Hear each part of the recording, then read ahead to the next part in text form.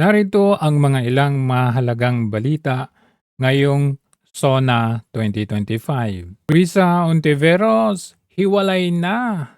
Kina Bam Aquino at Kiko Pangilinan. Bakit kaya? Paano na ang alyansa ng mga dilawan?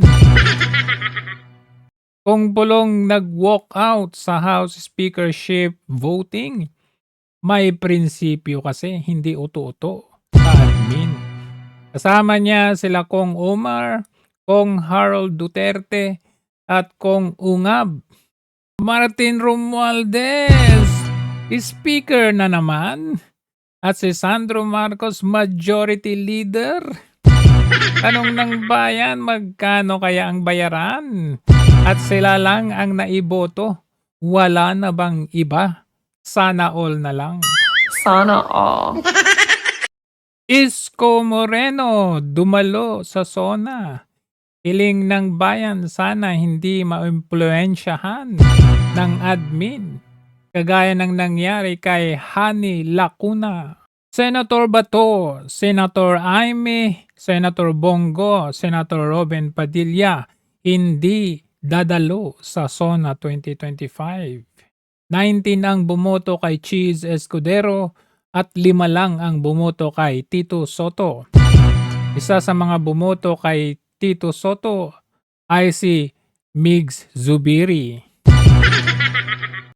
Albi Benitez, hindi bumoto sa speakership dahil umano sa walang transparency at corruption sa budget. VP Sara, syempre hindi dumalo sa SONA 2025 at hindi rin daw manonood.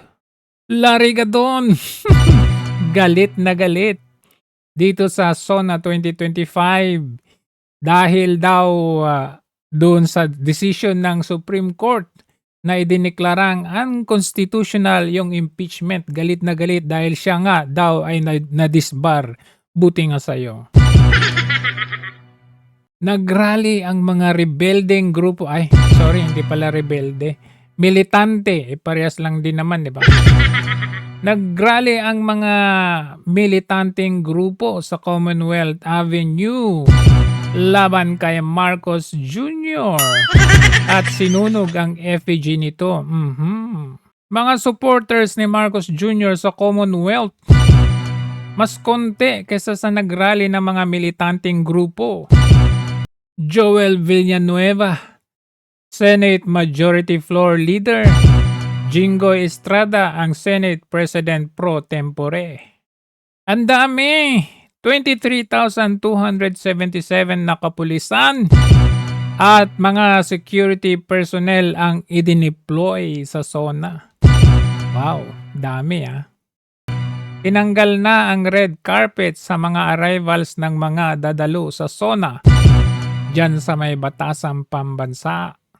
Robin Padilla di dadalo sa SONA at hindi na nga dumalo dahil sa protesta niya sa pagkadetene kay former President Duterte. Dapat ganun, may prinsipyo tayo.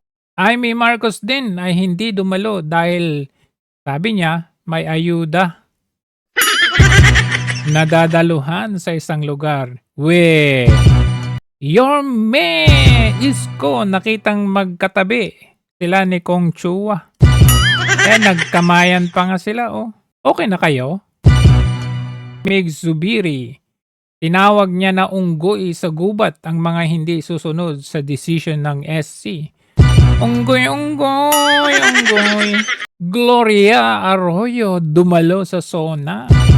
Special mention pa ni PBBM. Parang doon nagalit si Liza Marcos kasi naunang binanggit pa si Arroyo kaysa sa kanya.